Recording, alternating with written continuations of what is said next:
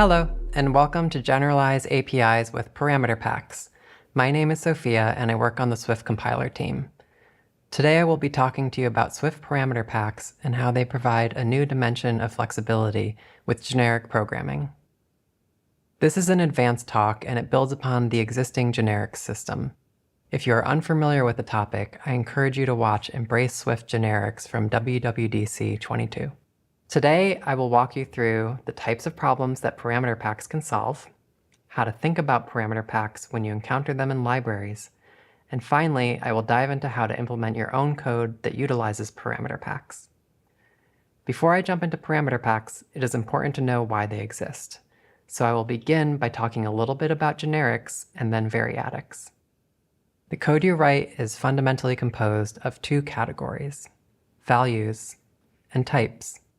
You can abstract over values by writing functions that accept different values as parameters. An example could be a radians from function that as input will accept any double value representing degrees, and for output will return a new double value representing radians. You can abstract over types by writing generic code that accepts varying types for its parameters. For example, the standard library ArrayType is designed to hold any form of data that you might wish to fill it with. It has an element type parameter, which is a placeholder for the concrete type that you will use for a given instance of an array.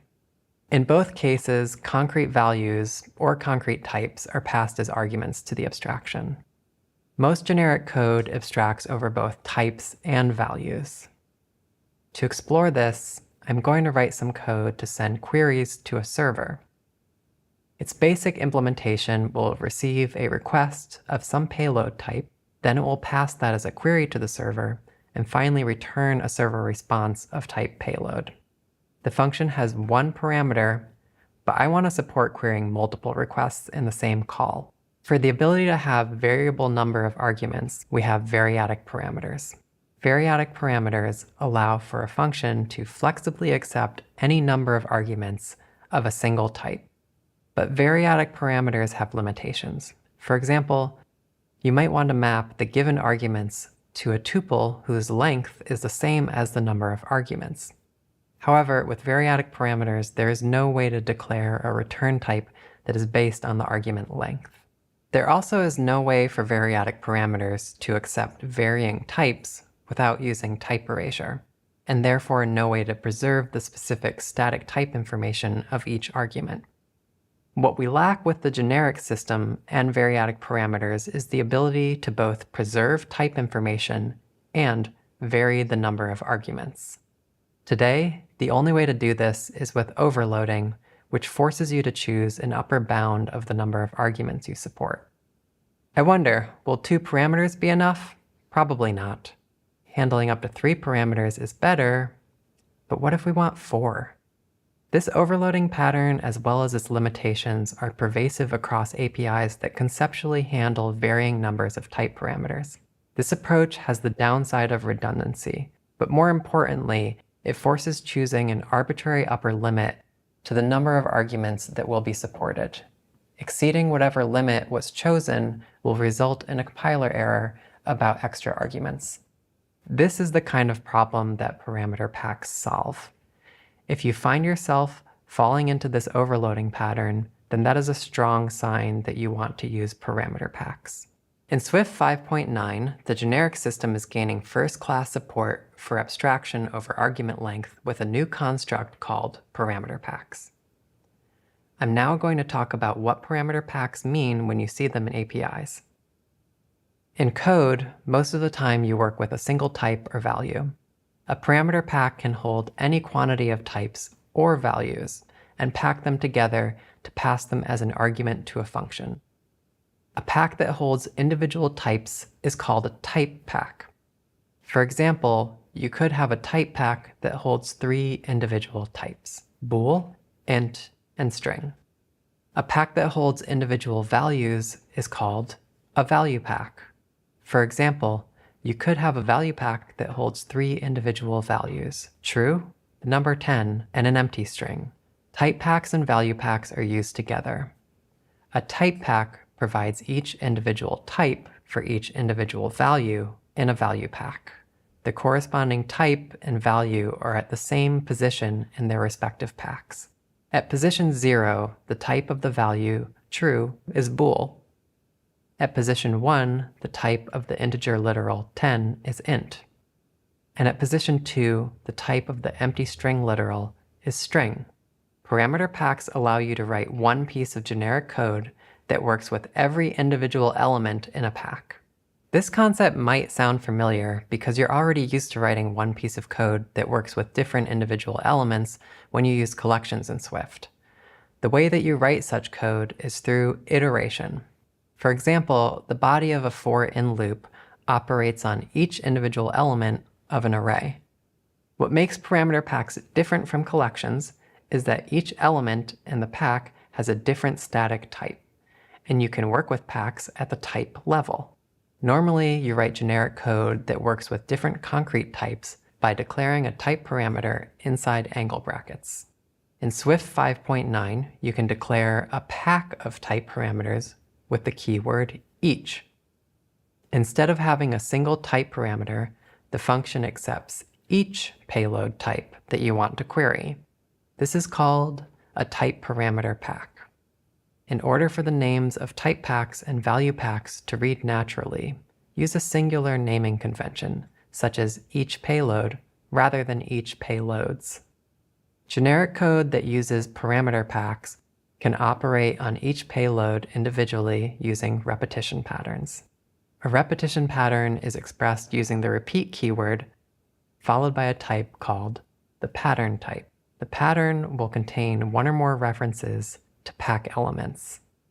Repeat indicates that the pattern type will be repeated for every element in the given argument pack. Each acts as a placeholder that is replaced with individual pack elements at every iteration. Let's see how this replacement works with a concrete type pack containing bool, int, and string. The pattern will be repeated 3 times, and the placeholder each payload is replaced with the concrete type in the pack during each repetition. The result is a comma-separated list of types: request of bool, request of int, and request of string. Because repetition patterns produce comma-separated lists of types, they can only be used in positions that naturally accept comma-separated lists. This includes types wrapped in parentheses, which are either a tuple type or a single type. Additionally, they can be used in function parameter lists, and repetition patterns can be used in generic argument lists. Using a repetition pattern as the type of a function parameter turns that function parameter into a value parameter pack. This enables the caller to pass in an arbitrary number of request instances, and the argument values will be collected into a pack and passed to the function. That covers the fundamental concept of parameter packs and the syntax that is used. Next, to demonstrate how they can simplify as well as extend the functionality of APIs, let's return to our query API. I had added multiple generic overloads in order to provide variable request arguments and corresponding return types. The declaration of each overload follows a predictable pattern. Each overload has 1, 2, 3, and 4 type parameters, respectively. Each overload maps each type parameter to a request over that type in the parameter list, and each overload contains a list of each type parameter in the return type. Using parameter packs, these 4 overloads can be collapsed down into a single function. Let's first consider the type parameter declarations, then the function parameter list, and finally the return type. Each type parameter can be collapsed down into a type parameter pack. Each individual request parameter can be collapsed down to a value parameter pack. And the return type can be collapsed down into a tuple constructed by repeating each payload type. Now you have one query function that can handle any number of request arguments. Because the function parameter and return type are both dependent types of the type parameter pack each payload, you know that the length of the function's value parameter pack will always match the number of elements in the tuple that is returned.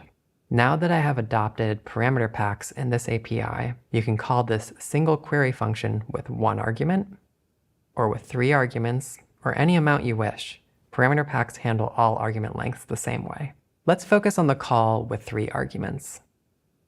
The concrete argument pack is inferred from the arguments at the call site. Every concrete type for the placeholders each payload is collected from the argument list into a type pack, and the concrete type pack is substituted in to produce the return type. Each payload appears in the parameter list and the return type. The concrete type pack int, string, bool is substituted in both places, causing the pattern to be repeated 3 times. In the end, the code that is run is equivalent to an iteration over all 3 types of the type pack. Now let's go back to our query API to see how to add constraints to parameter packs. Suppose that our query payloads should be equatable. By adding a colon and the protocol name equatable following the type parameter pack, every element in the payload pack is required to conform to equatable. More general requirements can be declared with a where clause, just like ordinary generics. Remembering that parameter packs can contain 0 or more arguments, you may be thinking that this server query API has no particular reason to accept 0 arguments. Fortunately, there is a simple technique to require a minimum argument length. In this case, I want to require at least 1 argument to give the function something to do. To achieve this, I add a regular type parameter preceding the type parameter pack, and a corresponding value parameter preceding the value parameter pack. Any constraints on the type parameter pack should be applied to the new type parameter as well, which in this example is conformance to equatable. Now callers to your function must provide at least 1 argument. At this point, we have covered the foundation of what parameter packs solve and how to read them in an API. Next, let's go over how to implement code that uses parameter packs. We're going to build out the implementation of the server query using parameter packs. The query function accepts a value pack where every individual element is a request over every element in the type pack. The request struct has a single type parameter called payload and an evaluate method that returns an instance of payload. The body of the query function will operate on the item value pack. Inside the body of query, I want to call the evaluate method for every item in the value pack. You can express this using repetition patterns. Repetition patterns are expressed using the same syntax at the type level and at the value level. At the value level, the repeat keyword is followed by the pattern expression. The pattern expression will contain 1 or more value packs. The pack is iterated through every value it contains, and the expression is evaluated once per value. To produce a list of all evaluation results contained within a tuple, you can wrap the pattern expression in parentheses. If the value pack that is passed to the function is empty, the result will be the empty tuple.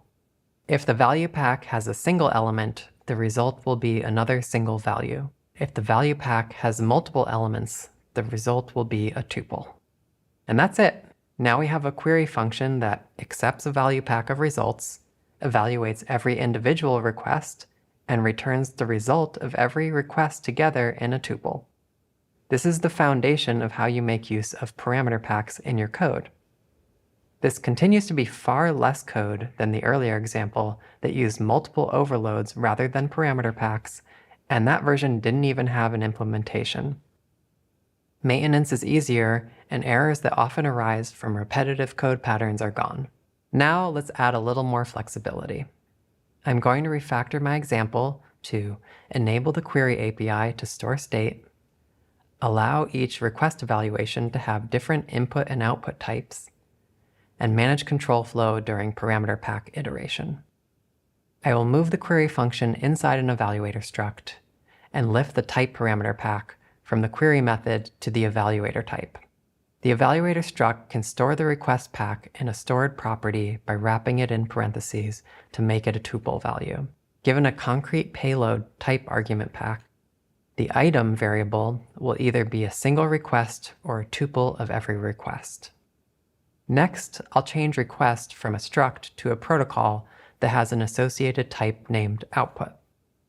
And I will add another associated type to the request protocol named input. I will then update the evaluate method in request to make its argument the protocol's input type. This enables the method's return type to differ from that of the argument's type. After this, I update the evaluator to require all payload types to conform to request, and correspondingly update the item stored property to now be simply of type each payload. However, at this point, the name payload for evaluator's type parameter pack doesn't really fit. Payload is no longer what is contained within a request, but instead conforms to the entirety of request. Therefore, we will change the name of payload to be request and the name of the protocol to be request protocol. The query method can now accept a pack of each request's input type, and it will return a list of each request's output type. Finally, the new parameter input to the query method simply needs to be passed along to the calls to every item's evaluate method. Now we're able to have a different type returned from the server's response than the type of data that we include inside our query. You can know that the length of the method's value argument pack will match the length of the value pack that is returned because their types are both based upon the evaluator's type pack. The same goes for the length of arguments in the stored property item. Given that using parameter packs is a form of iteration, you might wonder about control flow if you were to want to exit early from the iteration. Perhaps it is the case that the consequences of a collection of queries should only take effect if every query is successful. Throwing errors can be used for this. In our example, you could update request protocol's evaluate method to be a throwing function, and modify the return type of evaluator's query method to be optional. You can move the body of the query method into a do-catch statement, placing the return statement within the do clause and returning nil from the catch clause. Now any individual query's evaluation is able to halt iteration over all of the queries if that might be needed. In this session, we have talked about how parameter packs allow you to abstract over types as well as the number of arguments in generic code. We walked through how you can use parameter packs to both simplify and remove limitations in your code by writing a single generic implementation that previously would have required numerous overloads. Finally, we wrote code to implement sending queries to a server while utilizing parameter packs. To learn more about generics, check out the session Embrace Swift Generics from WWDC23. And to learn more about protocols and type erasure, check out the session Design Protocol Interfaces in Swift from WWDC23.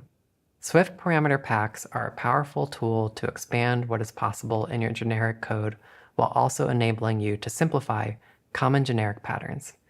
We can't wait to see what you build with them. Thank you for watching.